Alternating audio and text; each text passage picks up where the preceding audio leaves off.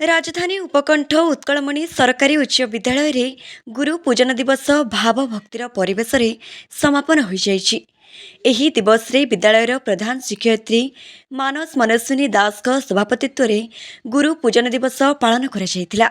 मुख्य अतिथि भावे विधायक सुशांत राउत, सम्मानित अतिथि भावे चित्रसेन स्मृति कमिटीर सभापति ई अशोक रथ, संपादिका शिल्पा राय, भगवान जेना, संग्राम महापात्र, रोहित पाणी, जनक माझी प्रमुख जोगदे गुरु दिवसर महत्व और उद्देश्य संपर्क में आलोकपात करथिले।